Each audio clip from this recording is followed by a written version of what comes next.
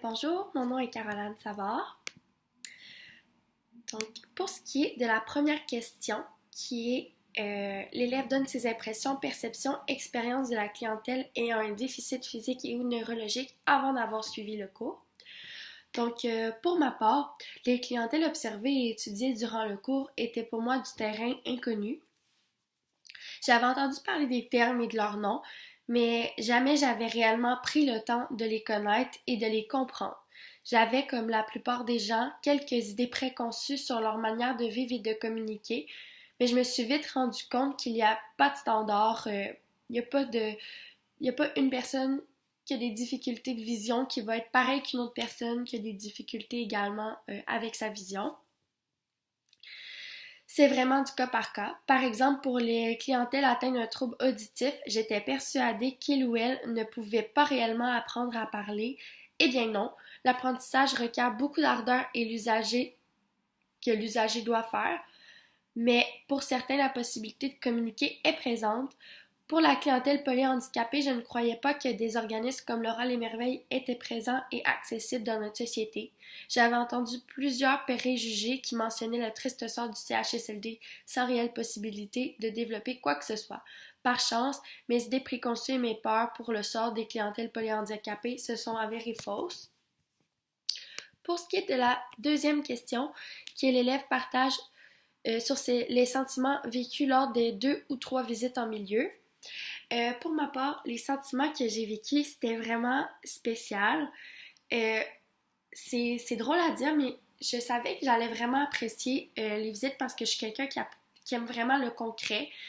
Mais ça a été surtout une claque en plein visage de me dire « Wow, moi, je vais avoir la chance de pouvoir aider ce genre de clientèle-là dans ma carrière future, puis de pouvoir vraiment faire la différence avec eux, puis leur développer les choses, puis c'est vraiment les petites réussites qui amènent le plus de fierté, de voir que la personne a évolué tant, ou de voir que la personne, elle a souri parce que on l'a fait sourire cette journée-là. Je trouve que vraiment, ça a été un sentiment vraiment de fierté de pouvoir me dire que je pourrais venir en aide à cette clientèle-là. Puis aussi un sentiment de me dire que je suis vraiment chanceuse dans ma vie.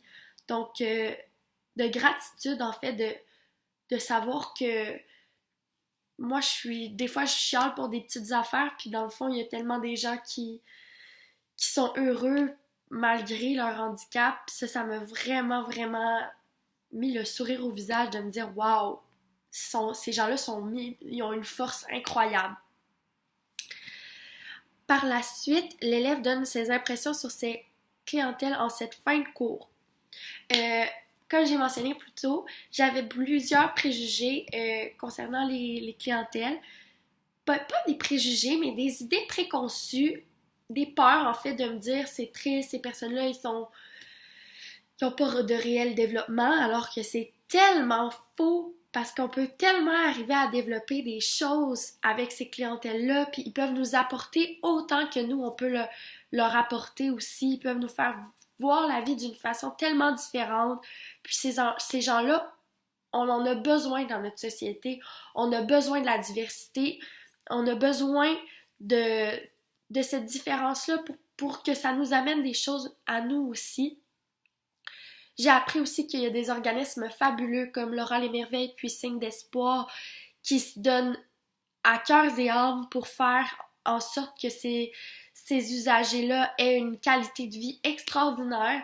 Donc, c'est vraiment ça mes impressions sur la clientèle, mais également les organismes que j'ai trouvé vraiment fabuleux. L'élève identifie ce qu'il pense sont les plus grands défis des éducateurs qui travaillent auprès de ces clientèles. Je crois que les plus grands défis, c'est vraiment d'arriver à comprendre l'enjeu de la personne parce que, évidemment, on ne pourra jamais dire qu'on les comprend parce qu'on n'a pas cette difficulté-là. Donc, c'est vraiment d'arriver à essayer de se mettre dans leur peau sans nécessairement chercher à vouloir les comprendre à 100%. Comme on l'a dit dans le cours, c'est important de faire attention parce qu'on ne peut pas dire « je te comprends » parce que malheureusement, on ne les comprendra jamais.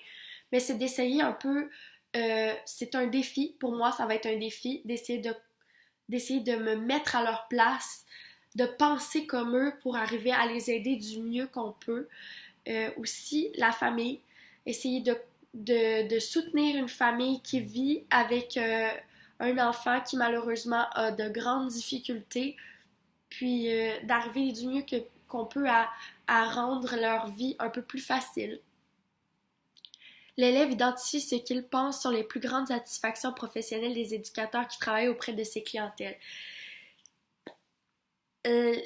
C'est les plus grandes satisfactions, je crois que c'est vraiment quand on voit une personne qu'on suit, par exemple en un, puis de se rendre compte à quel point il a fait du progrès du début jusqu'au moment où on est rendu, de se dire waouh, c'est un peu grâce à moi que cette personne-là a réussi à développer ces capacités-là, mais aussi grâce à elle qu'on a été la béquille qui l'a permis de se rendre là, ou qu'on a pu le faire sourire alors que des fois il est triste, ou de créer un lien aussi, de voir à quel point les éducateurs dans les organismes qu'on a visités ont créé des liens avec leur clientèle, puis que les usagers les reconnaissent, sont contents de les voir, de pouvoir créer des activités aussi qui vont les intéresser. Par exemple, il y en a une qui racontait à Laura les Merveilles que l'usager voulait pas peinturer parce que c'était pas... ça lui tentait pas. Mais ils ont mis une petite bébête vibrante sur l'objet. Puis à cause que ça vibre, ben là, il y a plus de fun, fait qu'il le fait. Puis tu sais, de se dire, hey, c'est moi qui ai créé cette aide technique-là, puis qui l'a permis de pouvoir faire, dans le fond, l'activité comme les autres, puis d'avoir du fun, du plaisir en le faisant. Donc moi, je crois que c'est vraiment des plus grandes satisfactions, puis ça doit être des satisfactions au quotidien, de se dire qu'on peut être une béquille à ces gens-là pour les aider, pour leur amener un petit peu de joie dans leur vie. Donc voilà!